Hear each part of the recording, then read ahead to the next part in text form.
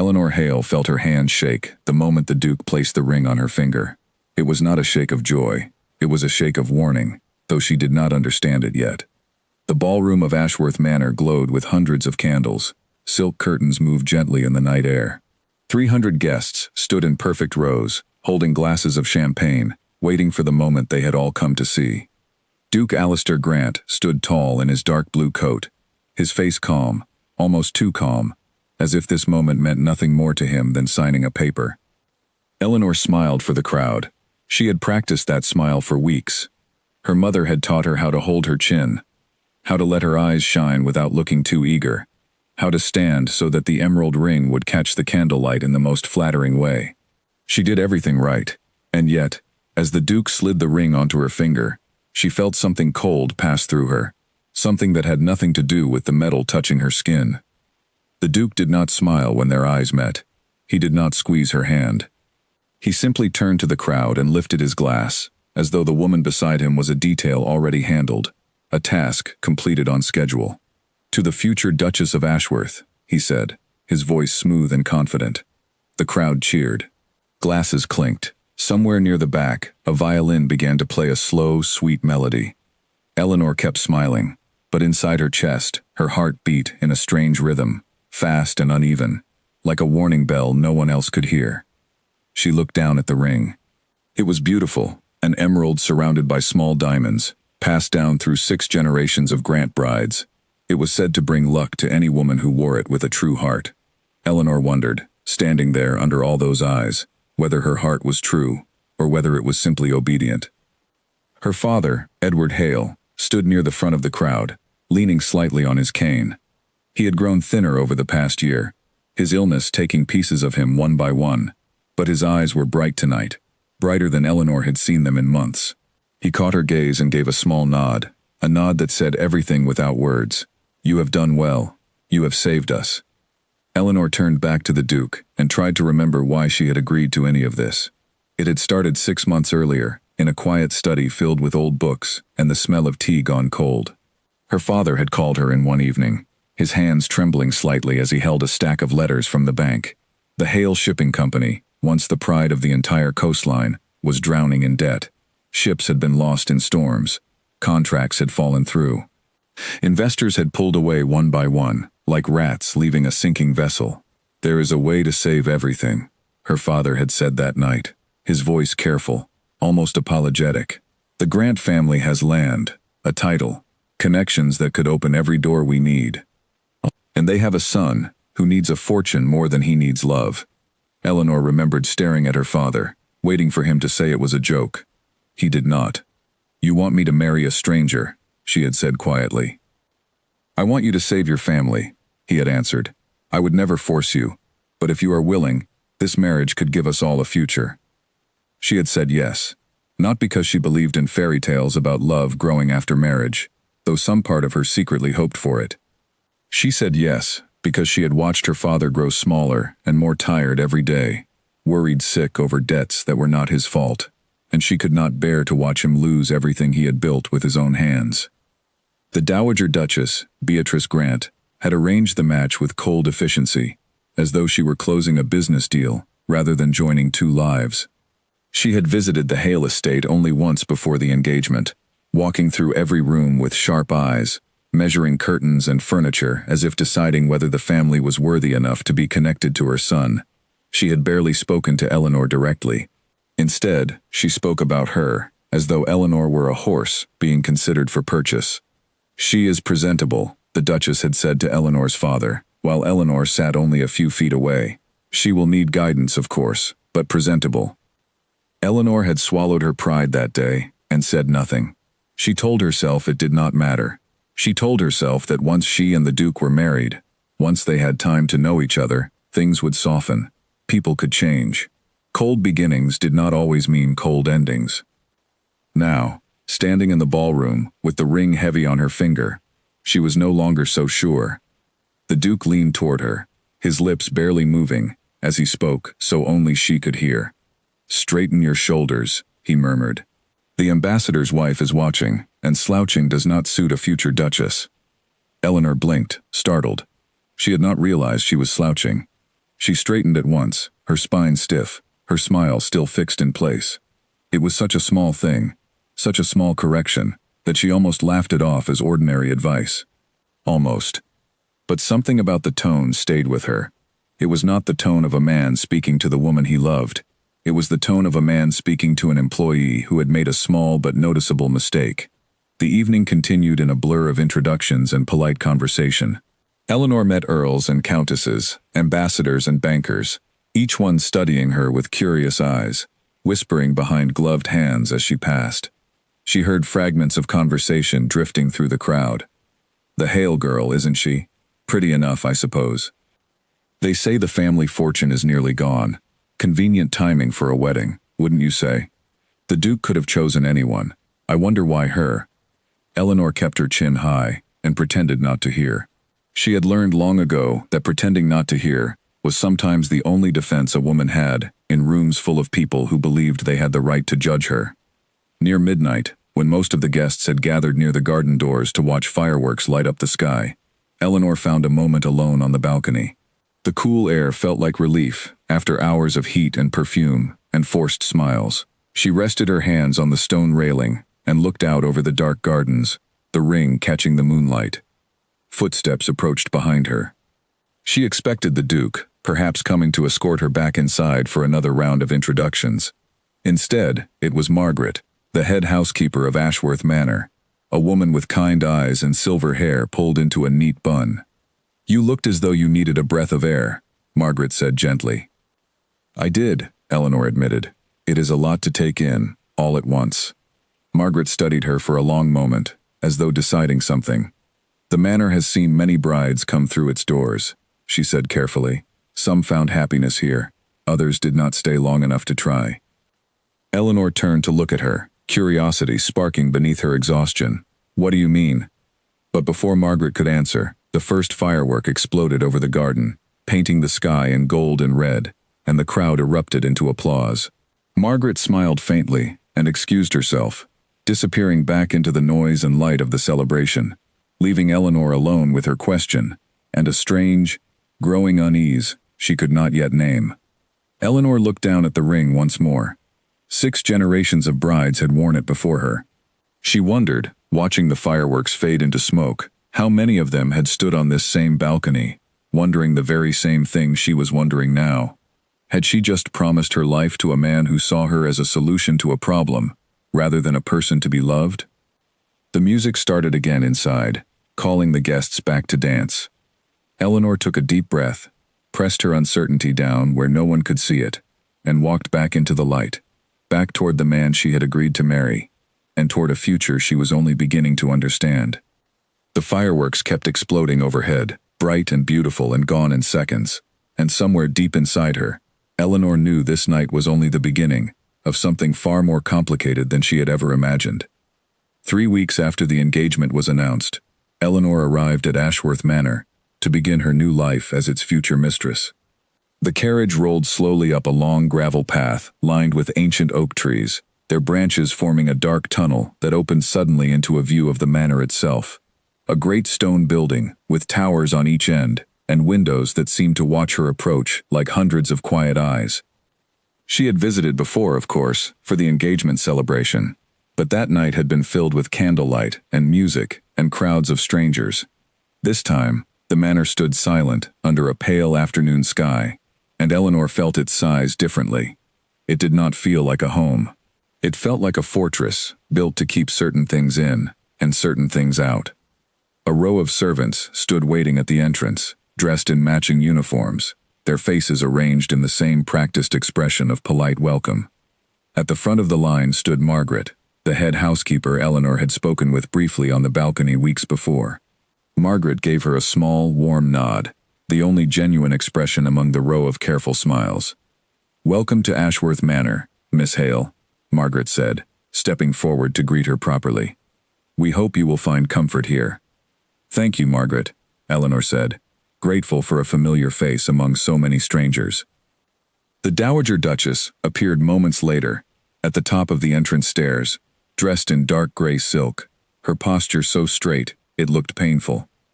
She descended the stairs slowly, each step measured, as though she were performing for an audience, rather than simply walking. "You are 3 minutes late," the Duchess said by way of greeting. Eleanor blinked, unsure whether to apologize or explain that the road from her family estate had been longer than expected due to a delay at the river crossing. She chose the safer option and simply lowered her eyes slightly. "I apologize, Your Grace. It will not happen again." The Duchess studied her for a long moment, the way one might study a piece of furniture being considered for a room, checking whether the color matched the existing decor. "See that it does not," she said finally. "Punctuality is not a small matter in this household. Nothing here is a small matter." With that, she turned and led the way inside, leaving Eleanor to follow with her small trunk of belongings, and a growing sense that she had entered a world with rules far stricter than any she had known before. The inside of the manor was even grander than Eleanor had imagined. Marble floors stretched down long hallways, portraits of ancestors stared down from gold frames, and the ceilings rose so high that voices echoed strangely, bouncing off stone and glass, until they sounded like they belonged to someone else entirely. Eleanor tried to memorize the turns as they walked, left past the library, right past a long gallery of family portraits, up a curved staircase toward the guest wing, where she would stay until the wedding. "Your room," the Duchess said, opening a heavy wooden door to reveal a large chamber with tall windows overlooking the eastern gardens. "You will find everything you need. Dinner is served promptly at 7. Do not be late." Eleanor thanked her, and the Duchess left without another word, her footsteps fading down the hallway like the ticking of a clock, counting down to something Eleanor could not yet see clearly. That evening, Eleanor met the Duke for dinner in a formal dining room, lit by dozens of candles. The table was long enough to seat 30 guests, though only 3 places were set that night, one for the Duke, one for his mother, and one for Eleanor, at the far end, close enough to be part of the conversation, far enough to feel like an outsider looking in. "I trust your journey was comfortable," the Duke said, cutting his food with precise, careful movements. "It was, thank you," Eleanor replied. "The manor is beautiful. I have never seen anything quite like it." "It has stood for over 300 years, the Duke said, a note of pride entering his voice for the first time since Eleanor had met him. "Every stone has a purpose. Every room has a history. I expect you will come to appreciate that history as you settle in." Eleanor smiled, encouraged by this small opening. "I would like that very much. Perhaps you could show me around sometime. Tell me the stories behind the portraits." The Duke paused, his fork halfway to his mouth. "The housekeeper can arrange a tour if you wish to know the history. My time is rather limited these days, with the estate matters requiring constant attention." The warmth Eleanor had felt a moment before cooled slightly, though she told herself it was simply the reality of his responsibilities, nothing more. A duke had many duties. It was foolish to expect him to spend his evenings giving tours like a museum guide. Dinner continued in mostly silence, broken only by the occasional comment from the Duchess about proper table manners, the correct way to hold a soup spoon, the appropriate volume at which a lady should laugh. Should laughter ever prove necessary at all? Eleanor absorbed each correction quietly, telling herself this was simply what it meant to join a family so steeped in tradition. Every family had its customs.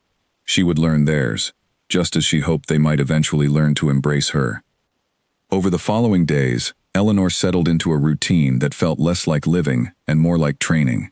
Each morning began with lessons from a tutor hired by the Duchess, teaching Eleanor the proper way to address foreign dignitaries, the correct order of formal titles, the history of the Grant family stretching back centuries.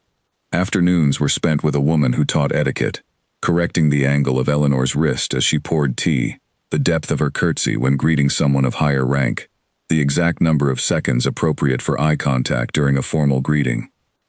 Eleanor did not complain. She reminded herself daily of the reason she had agreed to this marriage. Her father's company depended on this union. His health depended on the peace of mind that came from knowing his daughter and his legacy were secure. She could endure lessons and corrections if it meant saving everything her family had built. Still, small moments began to gather in her mind like pebbles in a shoe, uncomfortable but easy to ignore individually, though the discomfort grew heavier with each passing day. One afternoon, Eleanor discovered a beautiful garden hidden behind the eastern wing of the manor, filled with roses in every shade of pink and red. climbing along stone walls that seemed older than the manor itself. She spent an hour there, sitting on a stone bench, sketching the flowers in a small notebook she had brought from home, the first truly peaceful hour she had experienced since arriving. When the Duke found her there, his expression was not one of pleasure at discovering her enjoying his gardens. "You were meant to be in your etiquette lesson an hour ago," he said, his voice carrying that same cool precision Eleanor was beginning to recognize as a warning sign. "I lost track of time," Eleanor admitted. "The garden is lovely. I have never seen roses like these." "The garden will still be here tomorrow," the Duke replied. "Your education, however, has a schedule that must be respected. A future duchess cannot afford to lose track of time. Every hour matters." Eleanor closed her notebook and stood, brushing a stray leaf from her dress. "Of course. I apologize." As she walked back toward the manor beside him, she stole a glance at his face, searching for some sign of warmth beneath the discipline, some flicker of the man who might one day love her the way she still hoped to be loved. She found only calm, unreadable composure, the face of a man executing a plan rather than living a life. That night, unable to sleep, Eleanor wandered the halls of the manor, drawn by the quiet and the moonlight streaming through tall windows. She found herself outside the Duke's private study, the door slightly ajar, a single lamp still burning inside. Curiosity pulled her closer, though she told herself she was simply looking for a book to read, nothing more. Through the gap in the door, she saw the Duke seated at his desk, writing carefully in a leather notebook, his expression focused and serious, as though the words mattered more than anything else in the world. Eleanor could not see what he was writing, only the steady, deliberate movement of his pen across the page, line after line, filling the notebook with something she could not yet understand. She stepped back quietly and returned to her room, telling herself it was nothing unusual for a duke to keep records of estate business late into the night. But a small, quiet voice inside her wondered what exactly required such careful, focused attention, hour after hour, in the dead silence of the night, and why the thought of that notebook filled her with an unease she could not quite name. She lay awake long after returning to her room, staring at the ceiling, listening to the old manor creak and settle around her, and wondered, not for the first time, whether the life she had chosen to save her family might one day cost her something she had not yet learned to measure. A letter arrived from Eleanor's sister, Charlotte, on a gray Tuesday morning, and Eleanor read it 3 times, before folding it carefully and placing it inside her writing desk. Charlotte wrote about their father's health improving slowly, about the small garden she had planted behind their old house, about how much she missed Eleanor's laughter filling the halls at home. Reading those words, Eleanor realized she had not truly laughed, not the way she used to, since arriving at Ashworth Manor. She thought about that as she dressed for the day, standing before a tall mirror while a maid fastened the buttons of her gown. The woman looking back at her seemed familiar and strange at once, her posture perfectly straight, her expression carefully neutral, every detail arranged exactly as she had been taught. She wondered when she had stopped checking her reflection to see if she looked happy, and started checking, only to see if she looked correct. That afternoon, the Duke invited several important guests to the manor for a private luncheon, including Lord Pemberton, an old friend of his father's, and Ambassador Farrow, a quiet man with sharp eyes, who represented interests overseas that Eleanor did not fully understand, but knew mattered greatly to the Grant family's future plans. Eleanor prepared carefully, rehearsing the topics she had been told were appropriate for such company, memorizing the correct titles and forms of address, determined to prove herself capable in front of people whose opinions clearly mattered to the Duke. The luncheon began smoothly enough. Eleanor poured tea with steady hands, answered questions about her family's shipping business with practiced grace, and even managed to draw a small laugh from Lord Pemberton with a light comment about the unpredictable spring weather. She felt, for the first time in weeks, a flicker of confidence returning, a sense that perhaps she could belong in this world after all. Then Ambassador Farrow asked her opinion about a recent trade agreement between 2 distant nations, a topic she knew little about beyond what she had overheard in passing conversations. Rather than admit her uncertainty, Eleanor offered a thoughtful guess, phrasing her answer carefully, treating it honestly as an opinion rather than a fact. The room fell quiet for a moment. Ambassador Farrow's expression remained polite, though slightly amused, and he moved the conversation along smoothly to another subject.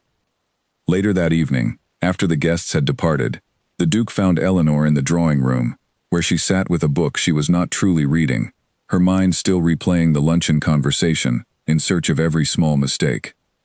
"Your comment to the ambassador was unwise," the Duke said without preamble, settling into a chair across from her. "Trade discussions are not a matter for guesses. Silence would have served you far better than an uninformed opinion offered as fact." "I did not present it as fact," Eleanor said carefully. "I said quite clearly that it was only my thought on the matter." "A future duchess does not offer thoughts on matters she has not studied," the Duke replied, his tone even, almost gentle, which somehow made the words land harder than if he had spoken with anger. "Every word you speak in this house reflects upon the family. I would ask that you remember that going forward." Eleanor closed her book slowly, feeling the familiar tightness returning to her chest. "I understand," she said quietly. Though understanding and accepting, she was beginning to realize, were not always the same thing. Over the following days, Eleanor noticed a pattern forming, subtle at first, then increasingly clear. Every conversation she attempted with the Duke seemed to circle back toward correction rather than connection.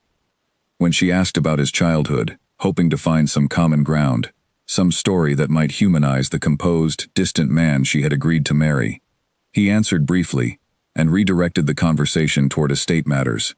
When she suggested they might spend an afternoon walking through the village together, simply to know each other better outside the formal walls of the manor, he explained that such casual outings were not appropriate for someone in his position, and certainly not for hers.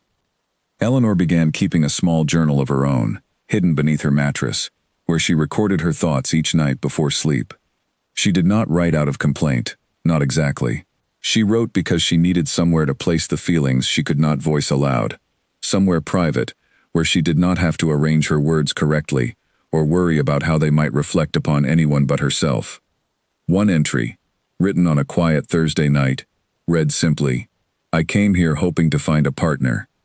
I am beginning to wonder if I have instead been hired for a position."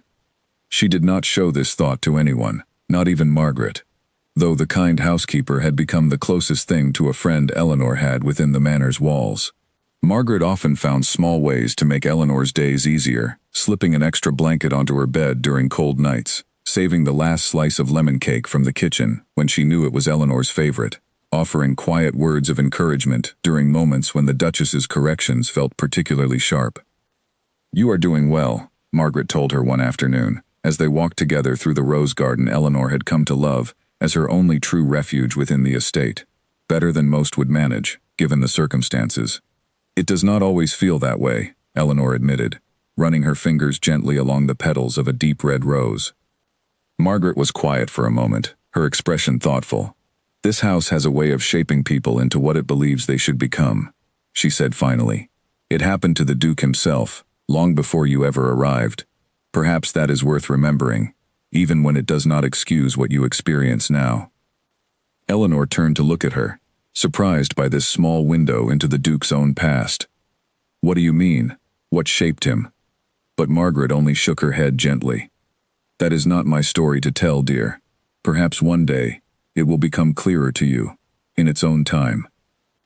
Eleanor did not press further, though the words stayed with her, turning over and over in her mind as she tried to piece together some explanation for the man she was preparing to marry, some reason behind his coldness that might make it easier to bear, or perhaps easier to forgive. That night, walking past the Duke's study once again on her way to bed, Eleanor noticed the door standing open wider than usual, the lamp inside still burning, though the Duke himself was nowhere in sight. Drawn by curiosity she could not quite suppress, she stepped inside for just a moment, intending only to glance at the room, before continuing on her way. Her eyes fell upon the same leather notebook she had seen him writing in weeks before, left open on the desk, as though he had stepped away only briefly. Eleanor hesitated at the doorway, some part of her whispering that she should turn away immediately, that whatever was written in those pages was not meant for her eyes. But another part of her, the part that had spent weeks absorbing corrections without understanding, that had watched every conversation redirect toward the same cold precision, that part of her stepped closer instead, driven by a need to finally understand what exactly was being written about her, night after night, in careful, deliberate lines. Eleanor stood at the edge of the desk, her heart beating fast, and looked down at the open notebook. The handwriting was neat, precise, each letter formed with the same careful discipline the Duke brought to everything he did. At the top of the page, written in slightly larger letters, was a single word that made her breath catch in her throat. Hale. Beneath her family name, the page was divided into careful columns. One column listed dates.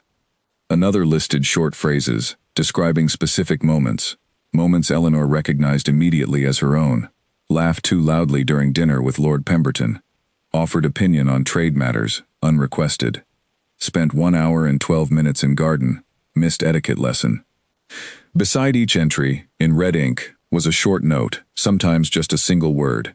Corrected, addressed, requires repetition. Eleanor's hands trembled as she turned back several pages, finding entries stretching back to the very first week of her arrival at the manor. Every stumble, every small mistake, every moment she believed had passed quietly and been forgotten, existed here, recorded and measured, as though she were a project under careful observation, rather than a woman building a life.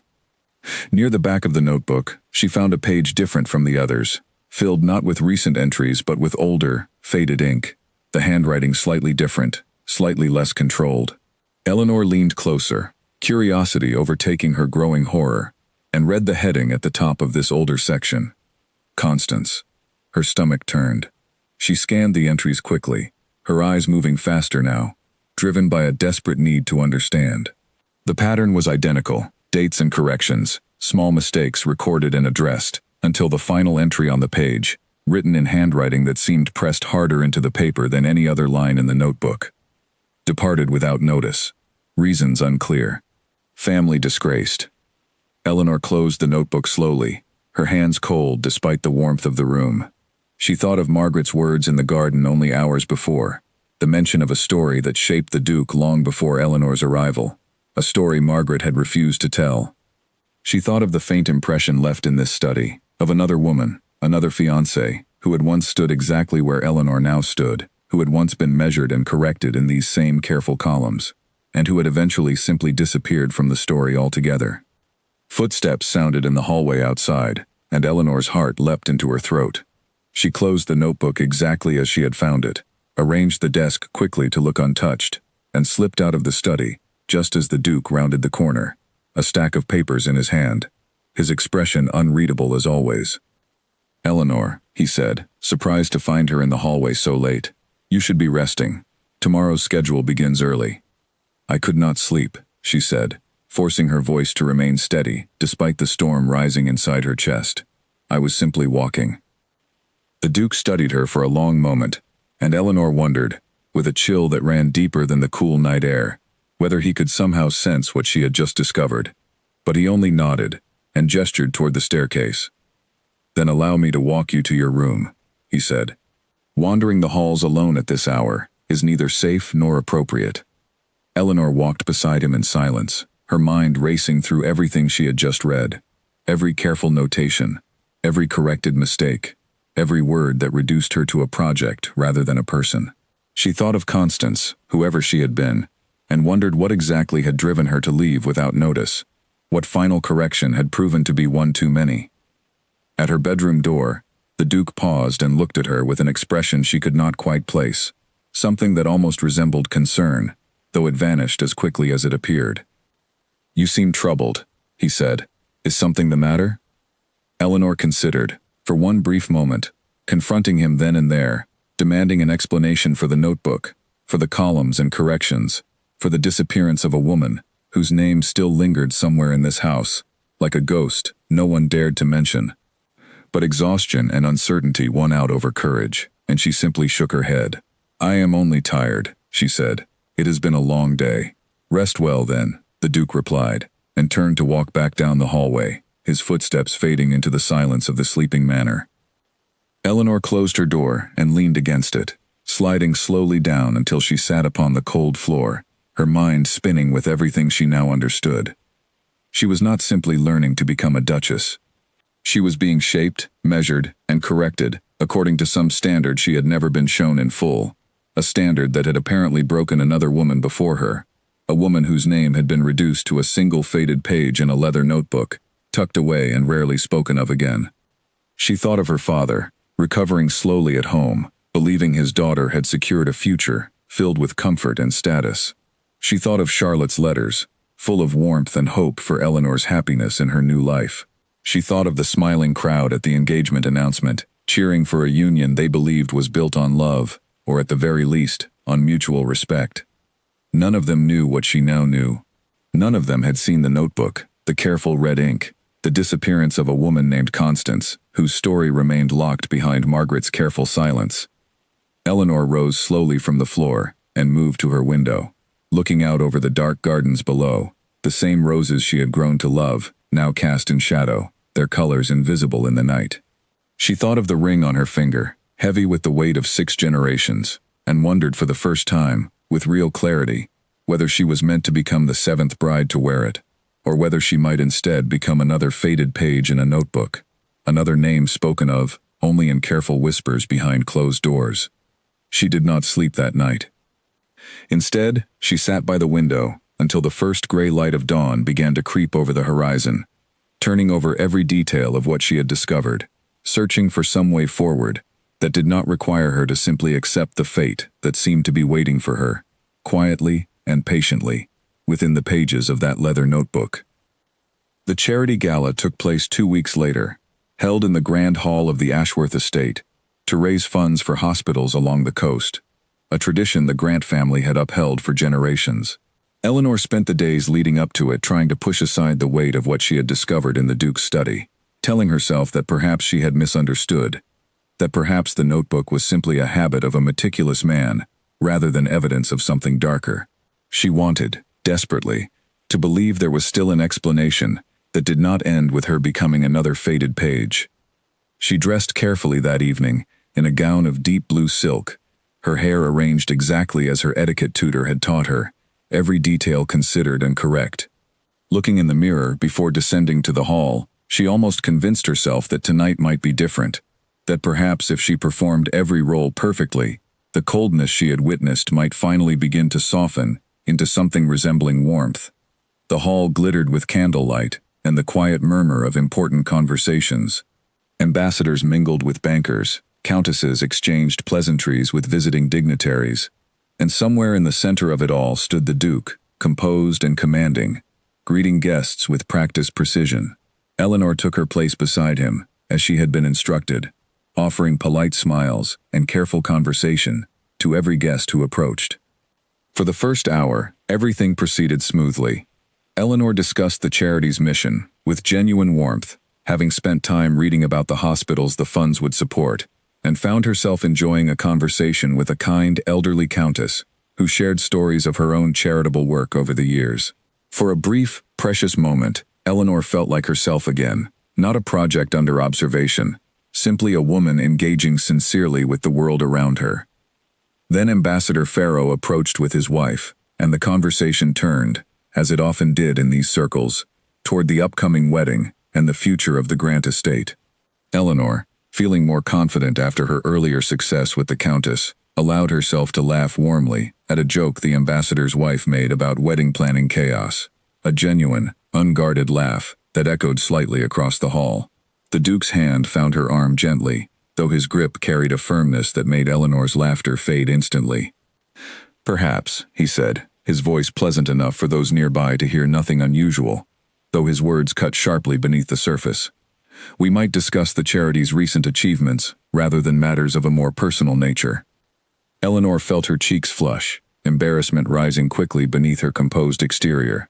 The ambassador's wife glanced between them, sensing the sudden shift in atmosphere, and gracefully changed the subject, though the moment lingered uncomfortably in the air. Later that evening, as guests gathered near the garden doors to enjoy refreshments beneath strings of soft lantern light, Eleanor found herself in conversation with a group of younger nobles, discussing recent travels and upcoming social events. Encouraged by their friendly energy, she shared a light-hearted story about a mishap during her journey to the manor, weeks before, when her carriage had become stuck briefly in mud near the river crossing. The group laughed warmly, drawn in by her animated storytelling, and for a moment, Eleanor felt the easy joy of simply connecting with people her own age. The Duke appeared at her side without warning, his expression calm on the surface, but carrying an unmistakable edge beneath it. "Eleanor," he said, his voice measured and cool, cutting cleanly through the laughter of the group. "This is not the sort of story befitting a future duchess. I would ask that you remember your position, particularly this evening, in front of guests of such importance." The laughter around them faded into uncomfortable silence. Several of the young nobles exchanged awkward glances, clearly unsure how to respond to such a public correction. Eleanor felt heat rise across her face and neck, humiliation settling into her chest like a stone. "Of course," she managed to say, her voice steady, despite the storm rising inside her. "My apologies." The Duke nodded once, seemingly satisfied, and turned to greet another guest as though nothing unusual had occurred at all. Eleanor stood frozen for a moment among the small group, feeling every eye upon her, feeling the weight of 100 silent judgments pressing down upon her shoulders. She excused herself quietly and made her way toward the edge of the garden, needing distance from the crowd, needing air that did not feel thick with expectation and correction. She found a quiet bench beneath a large willow tree, away from the lantern light, and sat there for several minutes, trying to steady her breathing, trying to push down the humiliation that threatened to spill over into tears she refused to shed in public. Margaret found her there several minutes later, having noticed Eleanor slip away from the celebration. "Are you well?" Margaret asked gently, settling onto the bench beside her. "I do not know anymore," Eleanor admitted quietly, staring out at the dark garden. "I try so hard, Margaret. I study everything they ask me to study. I correct everything they ask me to correct. And still, it seems, nothing I do is ever quite right." Margaret was quiet for a long moment, her expression troubled. "This is not the first time I have watched this happen within these walls," she said finally, her voice careful. "I fear it will not be the last, unless something changes." Eleanor turned to look at her, something in Margaret's tone catching her attention immediately.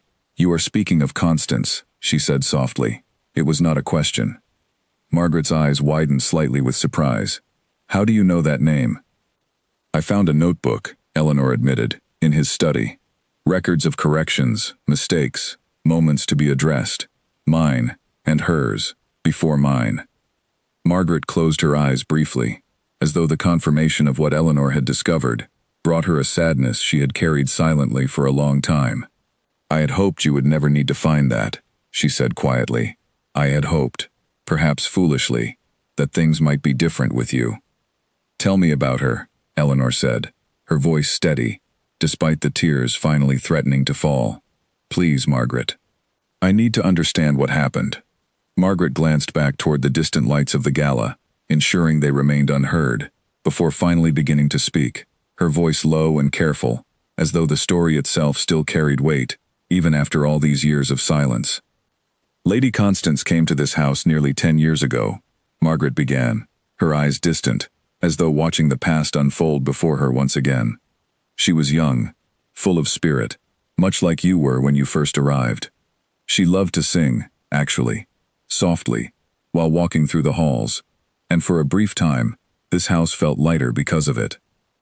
Eleanor listened closely, imagining a woman not unlike herself, walking these same halls with hope in her heart, unaware of what awaited her.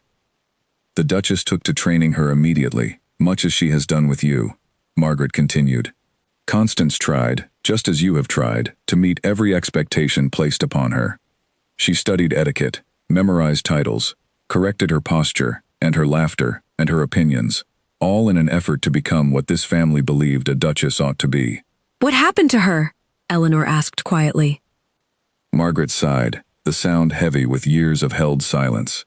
The Duke was younger then, only recently given full responsibility over the estate after his father's passing. He was under enormous pressure to prove himself capable, to show the family's allies and rivals alike that he could manage everything with precision and control. I believe, in his own way, he thought correcting Constance so thoroughly was an act of love, a means of protecting her from the judgment of a world that shows little mercy to those who do not fit its expectations perfectly. "But it was not love," Eleanor said softly. "No," Margaret agreed.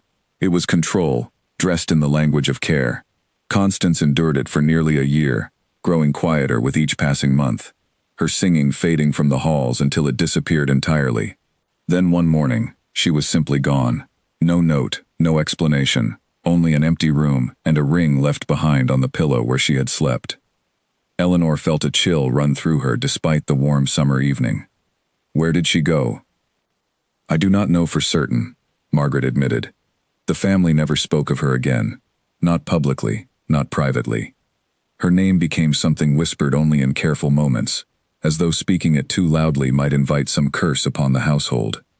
I heard, years later, through a distant cousin who once worked in the city, that she had rebuilt a life for herself, far from here, that she had found work and purpose and, eventually, happiness with someone who valued her exactly as she was, corrections and all.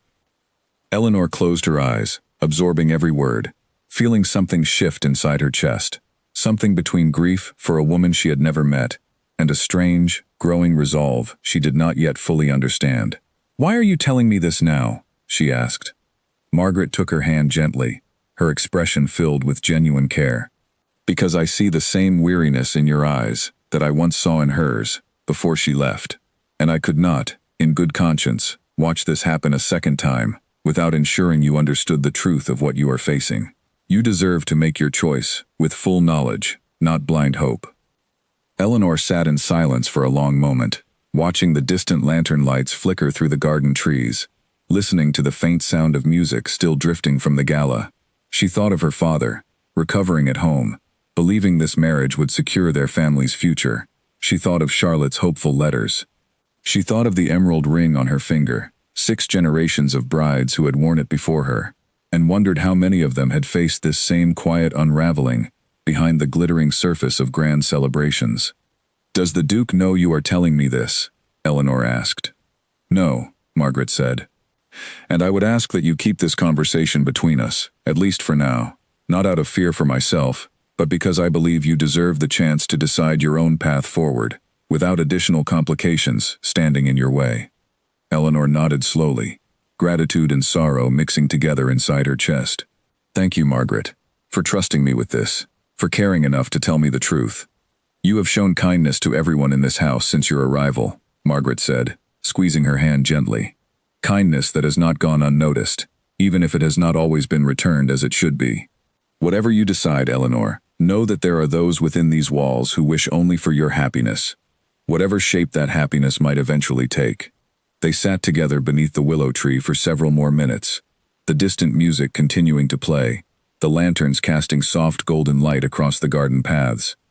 Eventually, Eleanor rose, knowing she would need to return to the gala before her absence drew unwanted attention, but something inside her had shifted permanently during this quiet conversation beneath the trees. She was no longer simply enduring corrections in hopeful silence, waiting for warmth that might never arrive. She was beginning, slowly and carefully, to understand exactly what kind of future awaited her if she continued down this path, and to wonder, with growing clarity, whether saving her family's fortune was worth the price of losing herself entirely within the pages of a leather notebook, just as Constance had nearly lost herself before finally finding the courage to walk away. As she made her way back toward the golden light of the celebration, Eleanor caught sight of the Duke standing near the entrance, scanning the crowd, his expression shifting to relief the moment he spotted her approaching. For just a moment, she almost mistook that relief for genuine concern, genuine care for her well-being, rather than simple satisfaction that his carefully arranged evening remained undisturbed by any obvious scandal. She smiled politely as she rejoined him, playing her part for the remainder of the evening exactly as she had been trained to do. But behind that practiced smile, a quiet transformation had begun, one that no amount of etiquette lessons or careful corrections would ever be able to reverse. A week after the gala, Eleanor received permission to visit her family home for 3 days, a rare gift of freedom granted only because her father's health had improved enough for him to request her presence personally. The Duchess had reluctantly agreed, reminding Eleanor sharply that she was expected to return promptly and resume her lessons without delay. The moment Eleanor stepped through the familiar front door of her childhood home, she felt something loosen in her chest that had been tightly wound for months. The house was smaller than the manor, simpler in every way, yet it felt warmer, filled with the comfortable clutter of a family that had never needed grand halls or careful corrections to feel like a home. Her father sat in his favorite chair by the window. Color returned to his face. Strength returned to his voice, as he greeted her with open arms. "Eleanor, my dear girl, you look tired. Is the manor treating you well?" Eleanor forced a smile, unwilling to burden him with the full truth while his recovery remained fragile. "It is a grand place, Father. There is much to learn." Her father studied her carefully, the way fathers often do when they sense something their daughters are trying carefully to hide. "Learning is good," he said slowly. "But you seem different, Eleanor, quieter than I remember." "It has simply been a busy few months," Eleanor said, changing the subject gently toward his own health, his recovery, the improvements in the family business, now that new investors had shown interest, following the announcement of her engagement. Her father spoke with growing enthusiasm about contracts being renewed, ships being repaired, a future finally beginning to look secure after months of uncertainty. Later that evening, Eleanor found herself in the garden, with her younger sister, Charlotte, sitting together on the same stone bench where they had shared secrets since childhood. Charlotte had grown taller in the months since Eleanor's departure, though her eyes still held the same curious warmth Eleanor remembered so fondly. "You are not happy," Charlotte said simply, once they were alone, cutting straight past the polite conversation Eleanor had maintained with their father. Eleanor opened her mouth to deny it, then closed it again, suddenly exhausted by the effort of pretending. "No," she admitted quietly, "I am not." Charlotte took her hand, waiting patiently for Eleanor to continue, offering the kind of silent support that only a sister who has known you your entire life can truly provide. Eleanor told her everything then, the corrections, the notebook, the story of Constance that Margaret had shared beneath the willow tree, the growing realization that she was being shaped into something rather than loved as someone. Charlotte listened without interruption, her expression shifting from concern to quiet anger as the story unfolded. "Father believes this marriage has saved our family," Eleanor said finally, staring down at her hands. "How can I walk away from something that has already brought him such peace of mind, such improvement in his health? The investors, the renewed contracts, all of it depends on this engagement continuing forward." Charlotte was quiet for a long moment, considering her words carefully, before speaking. "Do you remember when Father first became ill, before any of this began?" she asked. "Of course. Do you remember what he said to me, when I asked him if he was afraid of losing everything we had built?" Eleanor shook her head, waiting. "He said that he had built the company once from nothing, and if necessary, he would find a way to build it again, piece by piece, rather than watch either of his daughters sacrifice their happiness for the sake of ledgers and contracts." Charlotte squeezed Eleanor's hand gently. "He does not know the full truth of what is happening at that manor, Eleanor. If he did, I do not believe for one moment that he would want you to continue enduring it, whatever the cost to the family fortune might be." Eleanor felt tears finally beginning to fall, tears she had held back for weeks through countless corrections and careful smiles. "I am afraid," she admitted, "afraid of disappointing him, afraid of what people will say. Afraid, perhaps most of all, that I have already given so much of myself to this arrangement, that there may be nothing left of the person I used to be." "There is still plenty left of her," Charlotte said firmly. "I see her right now, sitting beside me, finally telling the truth, instead of hiding behind a practiced smile. That is not the behavior of someone who has lost herself entirely." They sat together as the sun set behind the garden wall, painting the sky in soft shades of orange and pink. And for the first time in months, Eleanor allowed herself to imagine a future different from the one she had assumed was already decided. She imagined the shipping company, imagined finding some other way to secure its future that did not require her to disappear slowly into a leather notebook filled with red ink corrections. She imagined her father's company rebuilt, not through marriage, but through her own hands, her own determination, the same strength that had allowed her father to build it from nothing in the first place. The following morning, before returning to Ashworth Manor, Eleanor sat quietly with her father once more, watching him work through papers related to the business with renewed energy and focus. "Father," she said carefully, "if the engagement were to end, would the business survive?" Her father looked up, surprised by the question, studying her face for a long moment before answering honestly. "It would be difficult," he admitted, "but not impossible. We have weathered difficult seasons before. I would rather weather another one than see you unhappy, Eleanor. Is something wrong at the manor?" Eleanor considered, for a brief moment, telling him everything. But she held back, not out of fear, but because she realized this decision needed to be entirely her own, made with clear eyes and full understanding, rather than influenced by her father's protective instincts or her sister's understandable anger on her behalf. "I am simply thinking about the future," she said instead, "considering all the possibilities before me." Her father nodded slowly, though his eyes remained thoughtful, clearly sensing there was more beneath her words than she was ready to share. "Whatever you decide, Eleanor, know that your happiness matters more to me than any contract or fortune ever could. I built this company once. I have no doubt I could build it again, if that is what circumstances required." Eleanor embraced him tightly before departing for the manor that afternoon, carrying with her not just her father's words, but a growing clarity about the path she needed to take. The carriage ride back to Ashworth Manor felt different this time, less like returning to a fortress of expectations, and more like walking deliberately toward a confrontation she had been avoiding for far too long. By the time the manor's tall towers came into view against the darkening sky, Eleanor had made her decision. She did not yet know exactly how or when she would act upon it, but the quiet resolve settling into her chest felt steadier and stronger than anything she had experienced since the night the Duke first placed that heavy emerald ring upon her finger. Eleanor returned to Ashworth Manor, determined to face the Duke directly, though she waited several days for the right moment, wanting her words to carry weight rather than emotion alone. She spent those days observing him more closely than ever before, watching the careful way he moved through his responsibilities, noting each small correction he offered, not just to her, but to servants, to tenants, to anyone whose behavior fell short of his exacting standards. She began to understand, through this careful observation, that his coldness was not reserved for her alone. It was simply how he moved through the world, treating every relationship as a system to be managed, rather than a connection to be nurtured. This understanding did not excuse his behavior, but it helped Eleanor approach the coming conversation with clarity, rather than anger alone. The opportunity came on a quiet evening, when the Duchess had retired early with a headache, leaving Eleanor and the Duke alone in the manor's smaller sitting room, a fire crackling gently in the hearth, as rain began to patter softly against the tall windows. "I would like to speak with you about something important," Eleanor said, setting aside the book she had been pretending to read.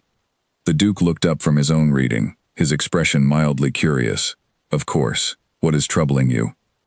Eleanor took a steadying breath, then reached into the pocket of her dress and withdrew a folded piece of paper, a copy she had carefully made of several entries from his leather notebook, transcribed late one night while he had been occupied with estate business elsewhere in the manor. "I found your notebook," she said simply, placing the paper on the table between them. "The one where you record my mistakes, and Constance's, before mine." The Duke's expression shifted immediately, surprise flickering across his usually composed features, before settling into something more guarded. "That notebook was not meant for your eyes," he said carefully. "I am aware," Eleanor replied, "which is precisely the problem. You have been measuring me, correcting me, recording my every misstep, as though I were a project requiring careful management, rather than a woman you intend to marry and build a life alongside." "Every relationship requires guidance," the Duke said, his voice taking on a defensive edge Eleanor had not heard from him before. "I am preparing you for a role that carries enormous responsibility. The corrections exist to protect you from the judgment of a world that shows little patience for mistakes made by someone in your future position." "Is that truly what you believe?" Eleanor asked, leaning forward slightly. "Or is it simply easier to call it protection, rather than admit that you have never once asked me who I am, only what I need to become?" The Duke set down his book entirely now, giving her his full attention, though his jaw remained tight with barely restrained frustration. "You do not understand the pressures of this position," he said. "Since my father's passing, every decision I make is scrutinized, every misstep magnified by those who would see this family's influence diminished. I cannot afford imperfection, not from myself, and not from the woman who will stand beside me as Duchess." "Then perhaps," Eleanor said quietly, "you do not need a wife at all. Perhaps what you truly need is an employee, someone hired specifically to perform the role of Duchess flawlessly, without the burden of actual feelings or individual thoughts that might occasionally fall outside your careful specifications. The Duke's expression hardened further. "That is unfair, Eleanor." "Is it?" she asked, her voice steady, despite the trembling she felt inside. "Tell me honestly, Alistair, in the months since our engagement, have you ever once asked me what makes me happy? What I dream about, beyond fulfilling this role correctly? Have you ever wondered about my thoughts on anything beyond trade agreements and proper etiquette?" The silence that followed stretched long and uncomfortable, filled only by the crackling fire and the steady patter of rain against the windows. The Duke's eyes moved briefly toward the fire, as though searching for an answer within the flames, before returning to meet her gaze directly. "I do not know how to do what you are asking," he admitted finally, his voice quieter than Eleanor had ever heard it. "I was raised to believe that precision and control were the only means of protecting what matters most. My father demonstrated affection through discipline. My mother continues to do the same. I do not know another language for care beyond correction and expectation."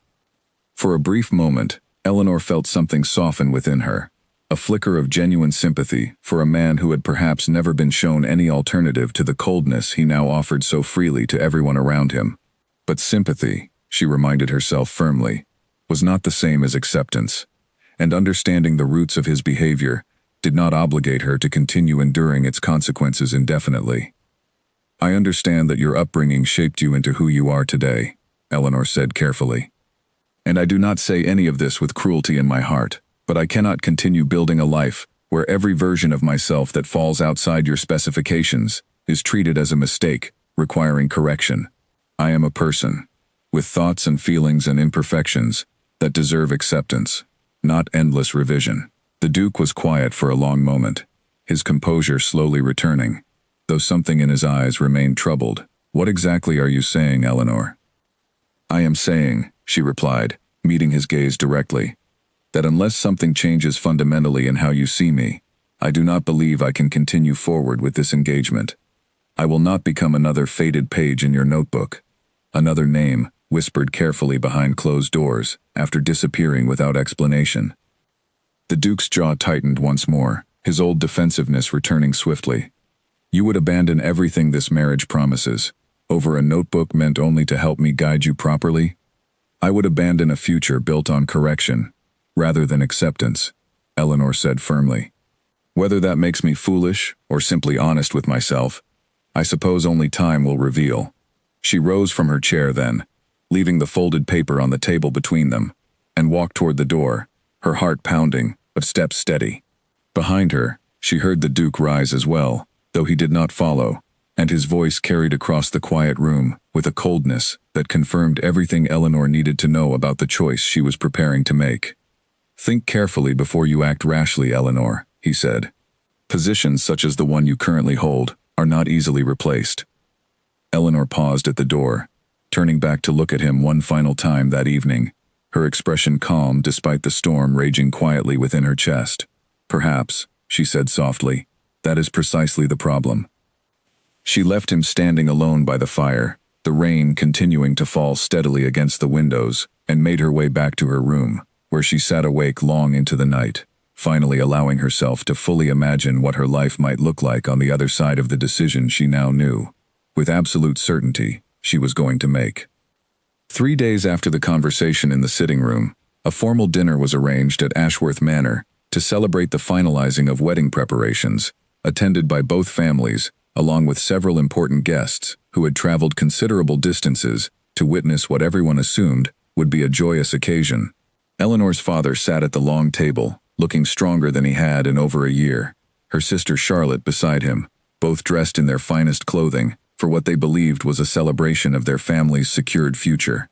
The Duchess sat at the head of the table opposite the Duke, her posture as rigid and precise as ever, occasionally offering brief comments about wedding arrangements that had already been decided, without any real input from Eleanor herself. The Duke sat quietly through most of the meal, his expression composed, though Eleanor noticed occasional glances directed her way, uncertain and watchful, as though he sensed something unresolved still hanging in the air between them since their conversation days before. Course after course was served, each one accompanied by polite conversation about the upcoming ceremony, the guest list, the arrangements for flowers and music, that had all been settled by the Duchess without Eleanor's involvement. Eleanor listened quietly, her food barely touched, her mind steady and clear, despite the nervous energy building within her chest with each passing minute. Finally, as dessert was served, and conversation turned toward toasts, celebrating the union soon to be finalized, Ambassador Farrow rose from his seat, raising his glass toward the head of the table. "To Duke Alistair Grant," he announced warmly, "and to the future Duchess, who will stand beside him, bringing grace and honor to this esteemed family for generations to come." Glasses rose around the table, guests murmuring their agreement, eyes turning expectantly toward Eleanor to witness her reaction to such a generous toast. This, she realized, watching every face turn toward her with warm anticipation, was precisely the moment she had been waiting for, the moment where her silence would be understood, forever, as consent. Eleanor set down her glass without drinking from it, and rose slowly from her chair instead, the room quieting immediately at the unexpected movement. She felt every eye upon her, felt her father's confused gaze, felt Charlotte's breath catch beside him, felt the Duke's posture straighten with sudden wariness across the table. "Before this toast continues," Eleanor said, her voice steady and clear, despite her racing heart, "I believe there is something everyone here deserves to understand." The room fell into complete silence, the only sound the faint crackling of candles burning steadily along the length of the table. "I came to this family months ago, hoping to build a life alongside a partner," Eleanor continued, her eyes moving briefly toward her father, before returning to meet the Duke's gaze directly. "Instead, I discovered a notebook filled with careful records of every mistake I have made since arriving, every correction deemed necessary to shape me into something acceptable. I discovered, as well, that I was not the first woman measured so carefully within these walls, nor likely would I have been the last, had I chosen to remain silent." Gasps rippled quietly around the table. The Duchess's expression hardened into something sharp and dangerous, though she said nothing, apparently too stunned by the public nature of this revelation to formulate an immediate response. The Duke's face had gone pale, his composure finally cracking beneath the weight of words he clearly had not expected to hear spoken aloud in front of so many witnesses. "Eleanor," he said quietly, rising from his own seat, "this is neither the time nor the place for such matters." "On the contrary," Eleanor replied, her voice remaining calm despite the tension thick in the air around them. "I believe this is precisely the time and place. Everyone here has gathered to celebrate a union built on love and mutual respect. I think they deserve to know the truth of what has actually been built instead." She reached down and slowly removed a heavy emerald ring from her finger, the same ring that had felt like a warning the very first night it had been placed there. 6 generations of history weighing down upon her hand, throughout months of careful corrections and disappearing pieces of herself. "You're not what I requested," the Duke said suddenly, his voice low and cutting, echoing words Eleanor somehow knew had been spoken before, perhaps to another woman, in another quiet moment, long before her own arrival at this house. Eleanor felt something settle firmly within her chest at those words, any lingering doubt finally dissolving into complete clarity. "Then we finally agree on something," she replied evenly, walking around the table, until she stood directly before him, extending her hand to place the ring gently into his open palm. The Duke stared down at the ring resting in his hand, his expression shifting rapidly through surprise, anger, and something that might have been genuine regret, though Eleanor no longer had the patience to interpret his feelings on her behalf. "Eleanor," her father said softly from his seat, his voice filled with concern rather than anger, "are you certain of this?" Eleanor turned to face him, her eyes soft with love despite the storm still settling around them. "I have never been more certain of anything, Father. I am sorry if this disrupts the future we hope to build together, but I believe, in time, you will understand why I could not remain silent any longer." Her father rose slowly from his chair, leaning briefly on his cane, before crossing the distance between them and taking her hands gently in his own. "You owe no apology," he said firmly, loud enough for the entire table to hear clearly. "Whatever difficulties we face ahead, I would rather rebuild everything from nothing than watch my daughter disappear slowly, within walls that never valued her as she deserved." Charlotte rose as well, moving quickly to stand beside her sister, her expression fierce with pride and protective love. Around the table, several guests exchanged uncertain glances, clearly unsure whether to remain seated or follow the unfolding drama toward whatever conclusion awaited. The Duchess finally found her voice, sharp and controlled despite the scandal, unfolding before her carefully arranged gathering. You would humiliate this family in front of half the region's nobility, over matters that could easily have been discussed privately? I attempted privacy, Eleanor replied calmly, turning to meet the Duchess's furious gaze directly. I spoke with your son 3 days ago, hoping for change, hoping for acknowledgement of the harm being done. He offered only defense of the very behavior I hoped he might reconsider. Some truths, I have come to believe, deserve to be spoken clearly, rather than buried quietly behind closed doors, as another woman's story once was within these very walls. The Duchess's expression flickered with something close to fear at those final words, though she said nothing further, apparently understanding precisely which story Eleanor referenced. Eleanor turned back toward her father and sister, taking each of their hands in her own. I would like to go home now, she said quietly, if that is still possible. It is more than possible, her father replied, his voice thick with emotion. It is exactly where you belong. Without another glance toward the Duke or his stunned, silent mother, Eleanor walked from the dining hall with her father and sister beside her, leaving behind the glittering candles, the untouched dessert, and the ring that had once felt like a promise, but had ultimately revealed itself to be nothing more than a heavy, glittering warning she had finally found the courage to set down for good.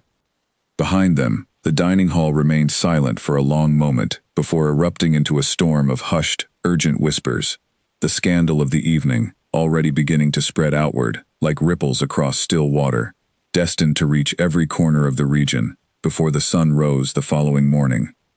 News of the broken engagement spread quickly through the region, exactly as Eleanor had expected it would. For the first few weeks, she endured whispered conversations in the market, curious glances from neighbors, and letters from distant acquaintances eager to hear every detail of the scandal firsthand. She answered none of them directly, choosing instead to focus her energy on something far more important than managing gossip. Her father's shipping company faced difficult months following the broken engagement, exactly as they had anticipated. Several investors who had shown renewed interest following news of the wedding quietly withdrew their support once the engagement ended, uncertain whether the family's reputation could withstand such public scandal. For a time, it seemed as though everything Eleanor had feared might come true after all, that her choice to protect herself had cost her family the very future she had originally hoped to save. But Eleanor refused to retreat into despair.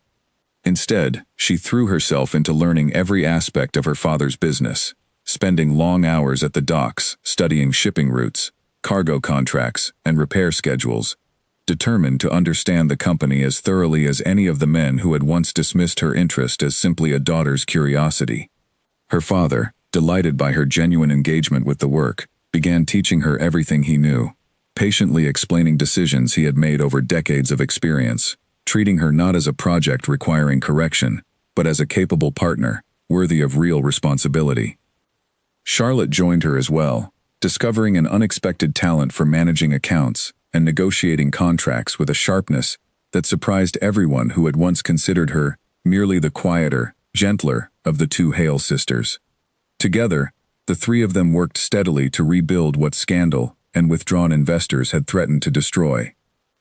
Margaret wrote to Eleanor occasionally during those early months, careful letters that revealed little about life within Ashworth Manor, though she mentioned once that the Duke had grown noticeably quieter since Eleanor's departure, spending long hours alone in his study without any clear purpose to his solitary work.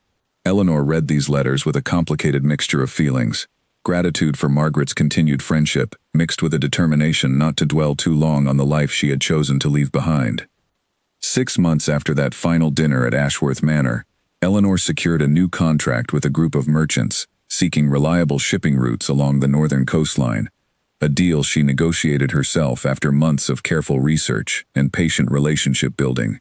The contract proved significant enough to attract attention from other investors who had previously withdrawn their support, curious once again about a company clearly being rebuilt through genuine skill rather than convenient marriage arrangements.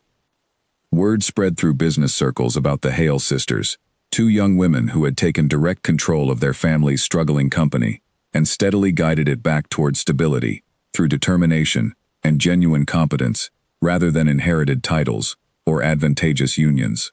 Some praised their courage, others whispered doubts about whether women could truly manage such demanding work.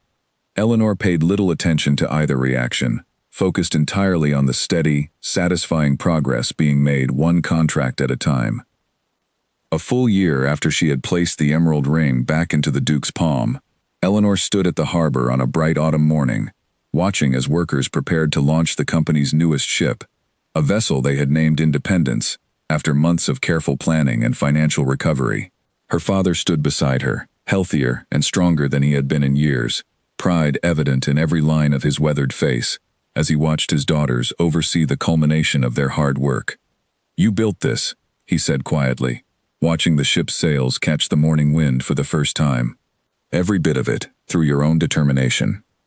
"We built this," Eleanor corrected gently, glancing toward Charlotte, who stood nearby, directing final preparations with the confident authority she had developed over months of dedicated work. "All of us, together." As the ship pulled away from the dock, gliding smoothly out into open water, Eleanor felt something settle peacefully within her chest, a feeling entirely different from the constant tension and careful correction she had endured during her months at Ashworth Manor. This feeling carried no fear of judgment, no anxiety over perfect posture or properly measured laughter. It carried only quiet satisfaction, earned through genuine effort rather than performed perfection. She thought occasionally of the Duke, wondering whether he had ever truly understood the reasons behind her departure, whether he had learned anything meaningful from the loss of yet another woman who had once stood ready to build a life alongside him. She heard, through occasional mentions in Margaret's letters, that he remained unmarried, the estate's finances still struggling under the weight of a title that carried more history than actual resources. Eleanor felt no satisfaction in his continued difficulties, only a quiet, settled peace in knowing she had chosen a different path entirely, one built on her own strength rather than someone else's careful specifications. She had walked away from a ring that promised status and security, and found instead something far more valuable, a life shaped entirely by her own hands, filled with genuine purpose and real, unguarded happiness. Standing at the harbor that morning, watching the Independence grow smaller against the horizon, Eleanor Hale smiled, not for any audience, not for any careful performance of proper joy, but simply because, for the first time in longer than she could remember, she felt completely and genuinely herself. The wind carried the scent of salt and open water toward her, and somewhere beneath that bright autumn sky, Eleanor understood with complete certainty that she had finally found exactly what she had been searching for all along, not a title, not a fortune secured through marriage, but the simple, powerful freedom of building a life entirely her own, one honest choice at a time.